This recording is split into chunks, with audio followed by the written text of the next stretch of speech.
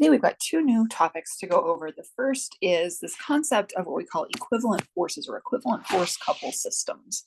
And the idea here is that if I have a part, maybe a cantilever beam, and it's got some forces applied to it. Let's keep it really simple for right now and just apply a force, say F, in the downward direction. And that force is located at some distance d relative to point A. And the question is, could we replace this with something that is completely equivalent to it? So I want to try to replace this with a force at a different location that does the exact same thing to the bar. As an example, if I wanted to move the force all the way over here to the wall, I need to apply the exact same downward force, right? In order for these to be equivalent, we need the forces in both scenarios to both push down on the beam with the same exact amount. So if I have F on the left, I have to have F on the right. But we now know about moments. This whole chapter has been about moments. And with a moment, the idea is that because this force is a distance away from point A, there's a perpendicular distance, we know that this force wasn't just pushing down on the beam, it was also tending to make the beam want to rotate clockwise. So if I move it over here to point A, I can't just move it and do nothing else because now this force is not tending to cause a rotation about point A. So in order for these force systems to be equivalent, I also have to add a moment, which we're going to draw this way. It's literally a couple moment. And I have to make it exactly the right magnitude so that these two systems are equivalent. And the way I do that is I'm going to say that in the two systems, whatever the sum of all the x component of forces are on the left, have to have the exact same sum of x component forces on the right. In this case, it's 0 on the left and it's 0 on the right because there are no x forces on the left or right. Same thing with the y direction. Some of the y forces that are applied to the part on the left would be F in a downward direction. And so on the right, I also need to have all the y forces add up to a force pointing in the downward direction. And then finally, this last step is I need the sum of all of the moments about any point. We'll just pick point A since it's the only point I drew on there. Whatever it is on the left side has to be exactly the same as what it is on the right side. In the diagram on the left, the total sum of the moments will be equal to force times the perpendicular distance, and it's acting in a clockwise sense. On the right, the total moment about point A, F will not cause a moment about point A because it's located at point A. So our only moment will be however big this couple is. So we'll just say the sum of all the moments needs to be M, also needs to be clockwise. And now in order for these guys to be totally equivalent, left and right, so that the two mean the same thing from a statics perspective, I need those moment equations to be equal to each other. So what I need is for FD on the left to equal M on the right. So if I put in a moment that's equal to force times D, then we would say that this set of forces and couples, a force applied at A with this moment, F times D, does the exact same thing from a statics perspective as a single force out there at the right end of the beam. And these aren't the only two that are equivalent to each other. If we wanted, we could also move our force to the middle of the beam. It would still need to be F, so that some of the force in the y direction is still F pointing downward, but now we would need a different couple moment here, right? My point is A, I would need to apply, we typically think of all of what we're doing with equivalent forces, we usually want the force and the couple to be applied at the same location, so I'm going to put my couple right there. I already used M up above and said that was equal to FD, so let's call this one M2. What I need for this third system to be equivalent is I need the sum of the moments about point A to be exactly what they were before. So in this case, it would be F times D over 2 plus M2. That would be the total moment that this force and couple cause about point A. Remember, a couple, whether I'm summing moments about point A, about the middle, about the right end, a couple causes the same moment everywhere. So if I'm summing moments about point A, I include the moment that the force causes about point A, that's F times D over 2, and then I also include any couples that are acting on the part. So now I would set this equal to F times D because it's got to be exactly equal to what we started with, which was a moment F times D. To end up getting that M2, for this to be equivalent, would need to equal F times D over 2. So the idea is that as I slide my force left along here, in order for it to be still equivalent, as I move F across, once it gets halfway over, you would need that moment to be FD over 2. And if it gets all the way to the left wall, you'd need the entire couple FD. What we usually use equivalent forces for are to take a situation where you have several different forces and simplify by combining them all into maybe a single force and a single moment. So here's the example that we want to work. Some kind of a support column or structure, and it has 3 forces applied to it. It has a 300 Newton force to the left, right there 1 meter above point A. It has a 250 Newton force that's applied up here, 3 meters up and a half meter over, and that force is oriented along this 3, 4, 5 triangle. And then we have another force off here to the left that it looks like it is located 2 meters up, and then this is easy to miss. It's also located a little 0.2 meters to the left. So it is not lined up straight above point A, but it's offset to the left a little bit, and that will matter. And the instructions say to replace this force system by an equivalent force and couple moment down here at point A. So instead of 3 separate forces, let's just have a single force at point A, and we'll probably need a moment in order for it to be equivalent. So let me draw a quick picture of what we want it to look like. Instead of those 3 forces, I want something that's completely equivalent. And in doing that, I'm going to end up with some kind of an X component of force, some kind of a Y component of force, and probably some kind of a couple moment. We'll just say it's the couple moment at point A. And I need to figure out how big those need to be so that these two are equivalent to each other. The key is what I just set up above, which is we need the summation of the forces in the X to be the same on both pictures. We need the summation of forces in the Y to be the same, and we need the summation of moments about point A to be the same. So let's start with the forces. If I want to sum all the forces in the X direction, I will get a number. I'm going to pick a sign convention, maybe call everything to the right positive. So I'll start out, I've got a negative 300 Newton force. And also to the left, I've got a component of that 500 Newton force. And it looks like the horizontal component is adjacent to the 30-degree side. So I will be using cosine of 30. And then finally to the right, I've got a component of my 250 Newton force. And I use my 3, 4, 5 triangle shortcut, so I don't have to actually find the angle, is to realize that if I just take the ratio of the horizontal side to the hypotenuse, that is the cosine of the angle. So this will be a 4/5. When you calculate that out, you get minus 533 newtons, which means it's actually 533 newtons to the left. And there is the X component of force that I need on my diagram. So I drew it in the wrong direction. Shall we fix that? Fx is actually got to act to the left. Let's do the Y component. So if you sum all of the Y components of those forces, I'll choose to call upward positive. The 300 Newton force has no Y component, but the 500 Newton force does. It acts upward. And I used cosine for X, so I'm going to use sine for this one. But that's because we're looking for the component that's direction up, so it's opposite the 30-degree angle, so sine. And then my 250 newtons has a downward vertical component, so I'll have minus 250 newtons, and the vertical component would be the 3/5, because the 3 is on the vertical side, and you've got to divide it by the hypotenuse. And if we combine those, we get exactly 100 newtons. And it's positive, which means it does in fact act upward, the way I drew it on my diagram. Next, we need to make sure that the moments match. And this is where we're going to have to do most of our work because we're still learning how to do moments. So I want to sum all the moments about point A and find out how much they equal. I typically choose counterclockwise as my positive. So let's start with the easy one. The 300 Newton force is horizontal.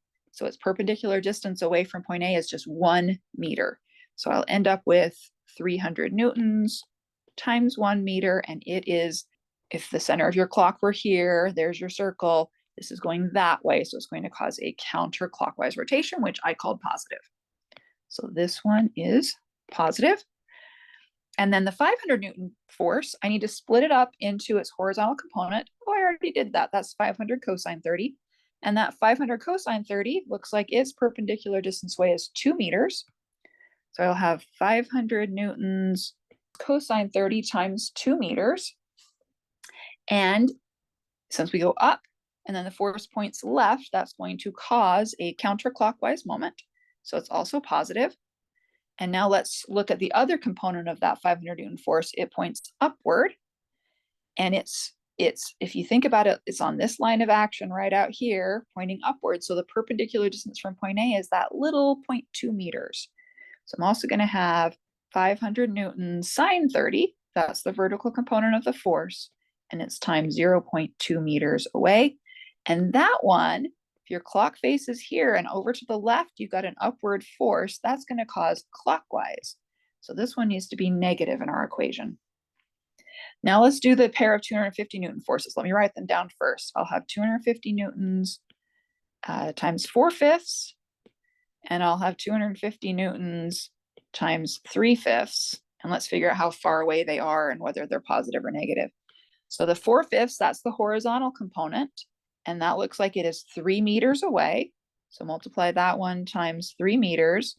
And then let's figure out what direction that's going to rotate. We're going up above and going to the right. So that's going to cause clockwise, which is a negative. And now the vertical component is over here. So if it's acting that way, its perpendicular distance is right here. That's the 0.5 meters. So multiply this one times 0.5 meters. And this one, if you're centered at point A and over here to your right, you've got a downward force that's going to cause clockwise, which is also negative. So 2 positives and 3 negatives. When we multiply that all out, we do get a positive when we're done. 441 Newton meters, and the plus means that it is counterclockwise, the net moment. So these would be our equivalent forces and moments that we would need to apply at point A to simplify this. You could think of it as simplifying it. Instead of having to have all 3 of these separate forces at 3 different locations in all their different directions, you can just simply replace them all with this. If the question asked us to find the actual magnitude and direction of the force, you guys can do that. But as a quick reminder, we end up with a force vector 533 to the left, and then upward 100 newtons. Overall, our force vector is going to act in this direction. The magnitude, you use the Pythagorean theorem and find that the magnitude is 542 newtons. That's the hypotenuse. And this angle right here, measured, I guess, from the negative y-axis, tangent of that angle theta is 100 over 533. So theta is equal to 10.6 degrees if you want to find the magnitude and direction of the force instead of leaving it in its Cartesian components. I want to take this problem one step further because you're going to see some problems like this in the book from time to time. We just found that on our part, we could replace all of it with a single force off in that direction and a moment at that point. You can always simplify it one step further, where if you move that force to just the right location, the moment would actually go to 0. Remember, like that very first problem we talked about, we actually started with a force at a location where the moment was 0. And then we moved it to a location where the moment was not 0. Well, if we started with it with a force here and a moment not 0, you can basically reverse the process to figure out how far out do you need to move F so you don't need any moment at all. And that's what we're going to do right here. So what I want to do is find another equivalent system. Looks just like this, except all it's going to have is my force F. We'll leave it in its component forms because it makes life easier, but we'll have our force F there that has an X and Y component with no moment. And what I need to calculate to move it up there so that I don't need to include that separate moment is I need to calculate how far away from point A do I need to move it so that it causes the same moment about point A as this moment about point A that we just calculated. So the way we do that is we need to calculate the summation of moments about point A for this new equivalent system. And you'll notice that the vertical component of that force goes right through point A and causes no moment, so it won't impact it. But the horizontal component will, and it's a distance d away. So my total moment about point A is going to be 533 newtons. That's my horizontal force component times my unknown d. And we just said for this to be equivalent, I need that to be exactly equal to the moment about A in my other system, 441 Newton meters. You can find that the distance would need to be 0.827 meters from point A. So if we wanted to solve a statics problem like this is one way to describe all of the loading on the structure. This is another way to describe it, where we have just a single x component of our force, single y component, and a couple moment all acting at point A. And finally, it's a tiny picture, but this is the same idea. We could also define all of our loads acting on it as a single force to the left, 533 newtons, single force up, 100 newtons, or single force of 542 newtons at that 10-degree angle, but it needs to be located exactly this far from point A. And all three of these systems are equivalent. What we're going to do next, in fact, is use this concept to handle what we call distributed loading. The idea behind distributed loads, I like this because it's actually really feels kind of physical and practical to me. You notice all semester so far, we've had all of our forces have been point loads. And point loads are usually a simplification of something that's a little bit more complicated. So distributed loads lets us back up to. So what I'm drawing here is just a simply supported beam. It's a beam with a pin and a roller on each side. We will get into what all the supports mean in a couple of weeks. But for now, it's a beam that's supported. Instead of applying a point load, I'm going to apply a more realistic load. Maybe this beam is a roof support beam and it's got a snow load on it. And it's not uniform because maybe the snow has melted in some places, maybe it's drifted in some places. We have a load, but it's not uniform. And we need to try to replace it with an equivalent load because I don't want to solve a statics problem with this really complicated loading on it. I want to figure out what's the equivalent load and where is it located so I can simplify life. So to do this, we get to do a small derivation. We're going to come over a distance x, and we are going to cut our distributed loading open right at that point x. Guess how much? It's going to be a little delta x, or I'm just going to skip straight to the calculus part and call it dx. So I've got a little bit of distributed load of width dx. And in our book, we're going to use a variable for distributed load, which is w, and it's going to vary with x potentially. So w of x is what we use for our distributed loading. That is our distributed loading magnitude. And it's going to have units of force over length. So that will be units of newtons per meter or pounds per foot are what we're going to see most commonly. So what I want to do is figure out the total force that this distributed load is going to cause. So to find my total resultant force, I need to find the force for the little red strip. It's going to be, you take the magnitude of W at that location, multiply it by dx. That'll give you the amount of force that this little bit of distributed load is applying right there. Now, if I want to find the total force for all of that distributed loading, I need to add it all up. It's an infinite number of things. So to add an infinite number of things, we do an integral, and it's probably a definite integral, or integrate from x equals 0 to x equals L if the beam is L total long. You guys have had calculus, and you know that if you integrate a function, w of x dx, what you really are finding is the area under that function. So this is going to be the area under the curve. If I can find the area underneath this shape, I don't actually need to integrate. The area, that green area, is actually how big the force is. So now we know how big the force is, but what I don't know is, does it act at the middle? Does it act shifted to the left or shifted to the right? I don't know where it acts. So I need to figure that out. And the way we figured that out in just a second ago was to use a moment balance. I need to figure out the moment balance between two situations. I've got the moment that the entire crazy distributed load causes about point. Let's pick the left end. Let's pick point A.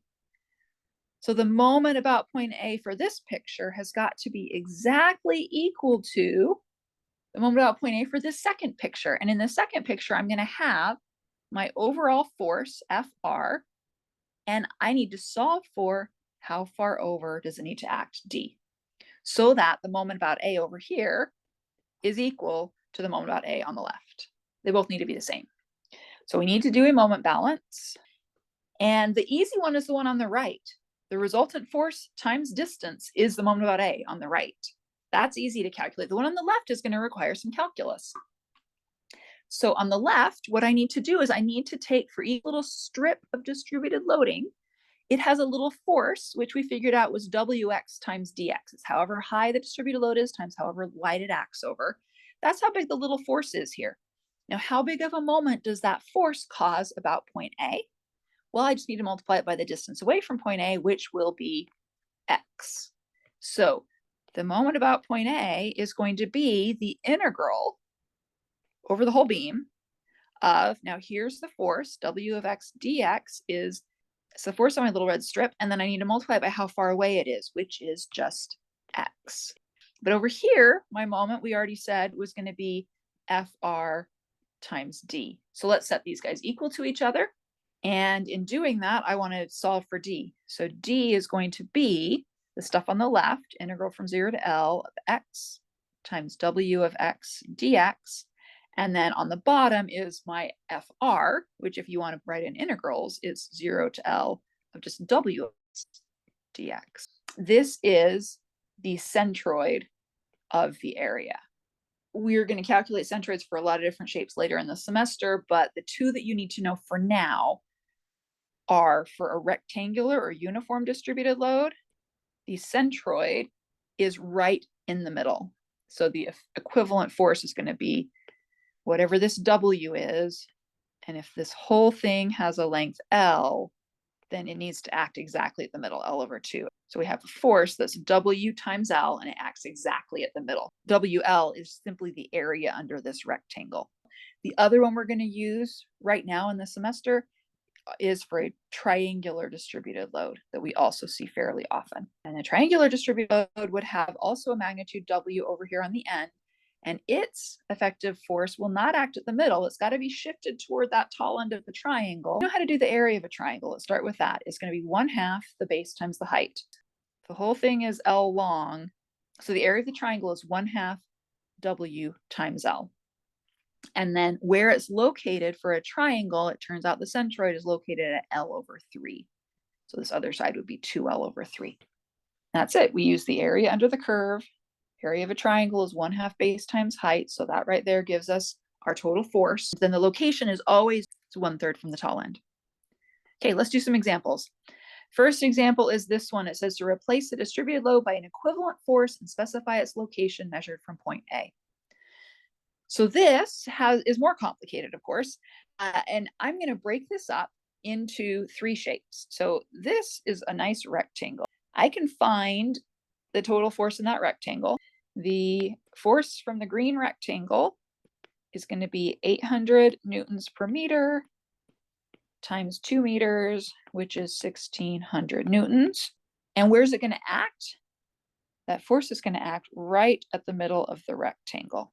So there's where that 6 force is going to act. The rest of the beam is loaded by a trapezoid. Every trapezoid can be broken up into a rectangle and a triangle.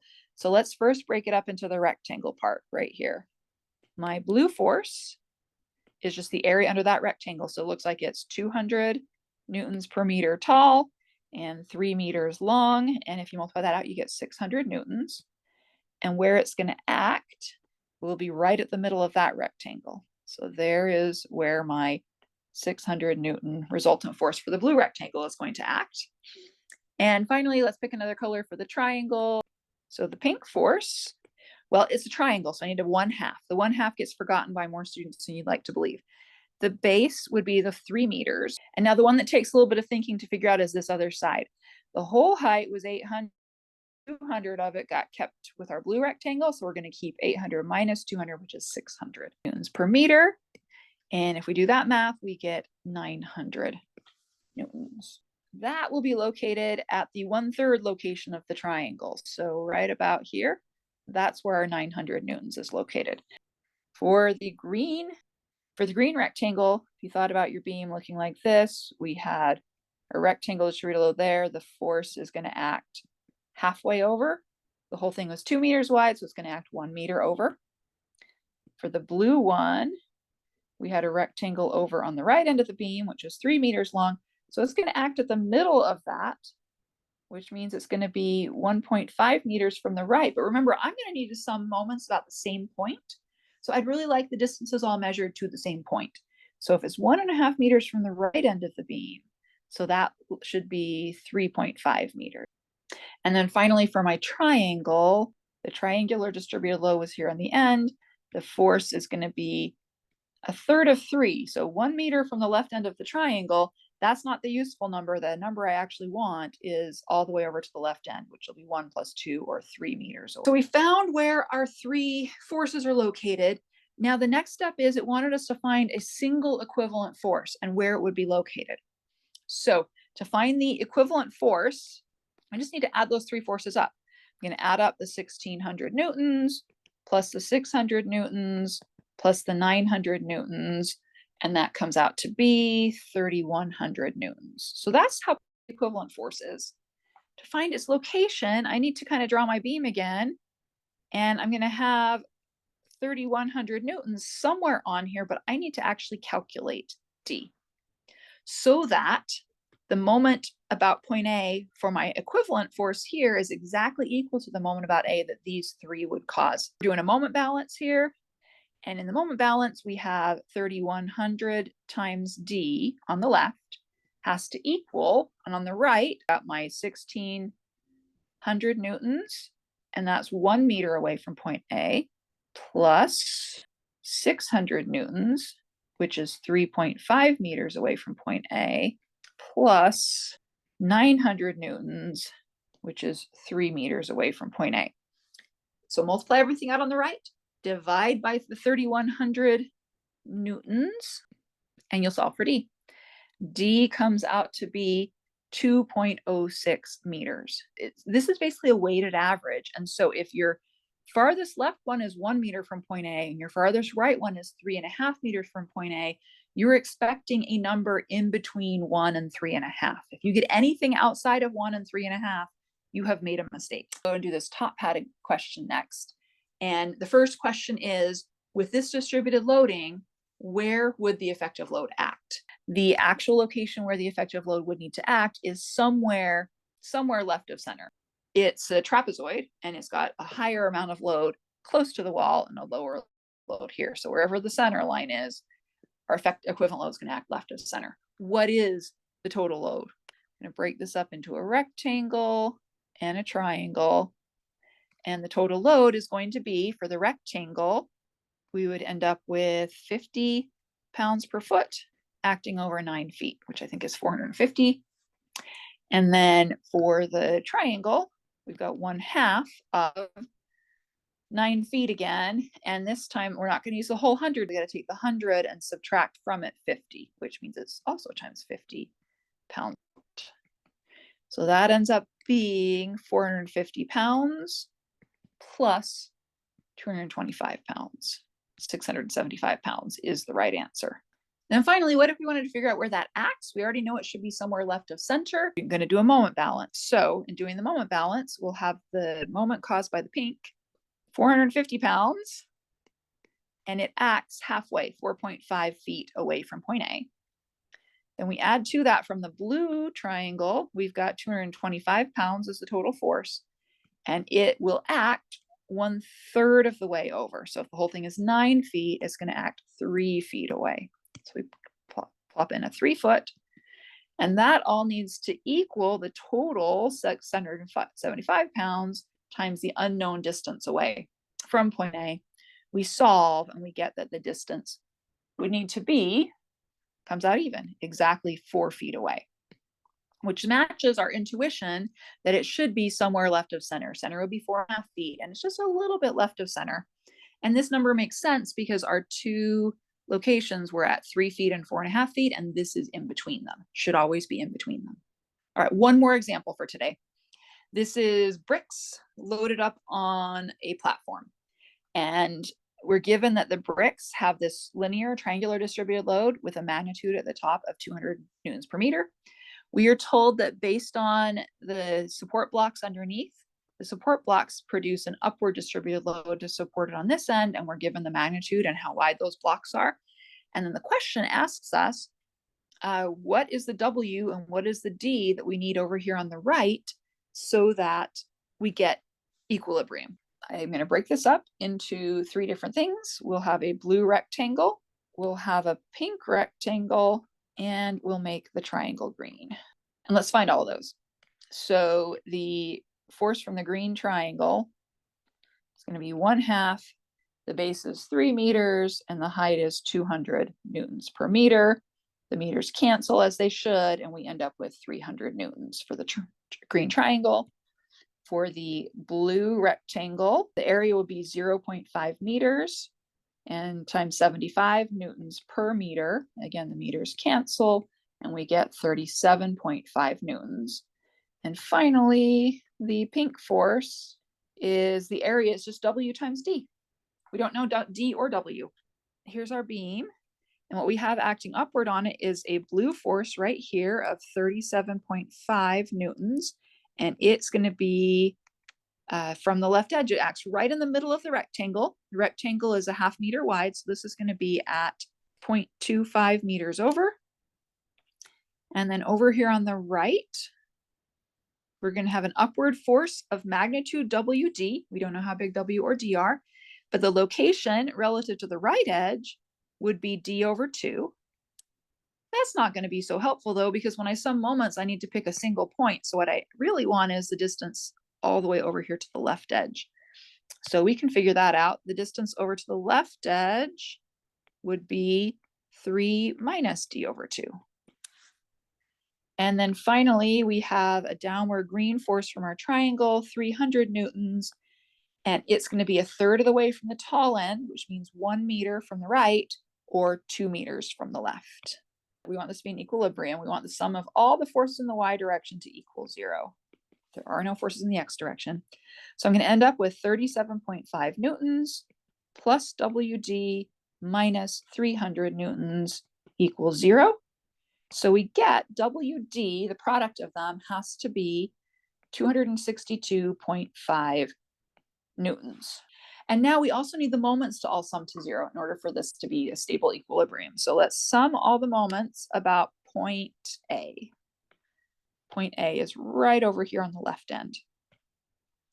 I'll call counterclockwise positive. I will have my 37.5 Newton force. It is 0.25 meters away from point A, causing a counterclockwise moment.